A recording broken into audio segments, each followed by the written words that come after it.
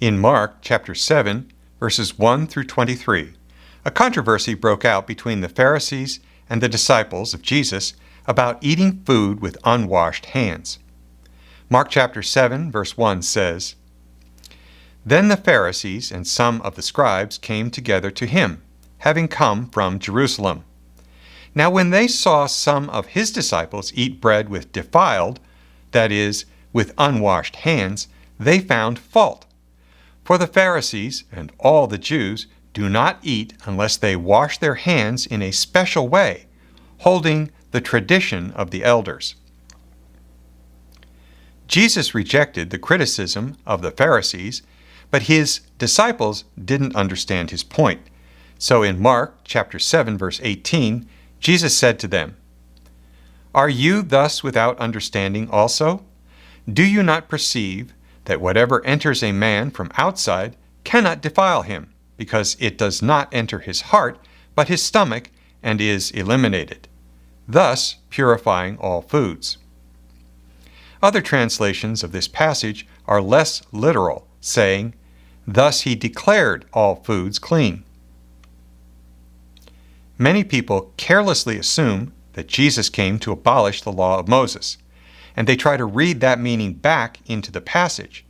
But Jesus wasn't talking about pork chops and shrimp cocktails. According to the rabbis, any food that the disciples touched became defiled, not because their hands were dirty, but because they didn't follow a particular religious ritual established by men. Therefore, in their eyes, anyone who ate that food also became ritually defiled. But this ritual was part of the oral law, not the law of Moses. Jesus never recognized the authority or validity of the oral law, so he ruled that all the food that the disciples had touched was still biblically clean. Since many people aren't familiar with the difference between the oral law and the law of Moses, they jump to the wrong conclusion.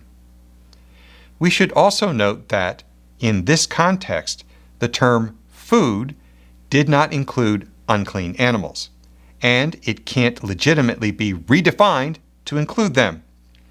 Jesus and his disciples followed the dietary laws, so they would not have called pork or catfish food, since that was considered inedible. It isn't proper to read modern ideas about food into a story with a first-century Jewish context. We can be certain that this is the correct interpretation because decades later, Paul taught Gentile Christians to avoid biblical uncleanness. During an admonition to his Greek converts, he drew on several Old Testament passages to make his point. For example, in Deuteronomy chapter 23, verse 14, Moses said to Israel, "Because the Lord your God walks in the midst of your camp to deliver you and to give up your enemies before you, therefore your camp must be holy, so that he may not see anything indecent among you and turn away from you."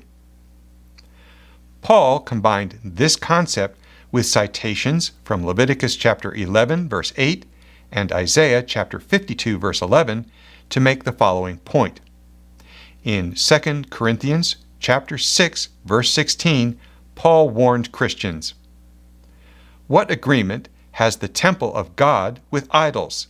For we are the temple of the living God.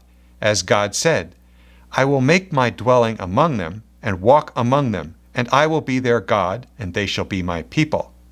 Therefore, go out from their midst and be separate from them, says the Lord, and touch no unclean thing.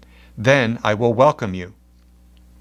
Paul is talking about physical uncleanness because he says not to touch it, and the only place where the Bible defines what is or is not unclean is in the Torah, the law of Moses. We can be certain that the Corinthians were not dining on lobster or oysters at the church picnic.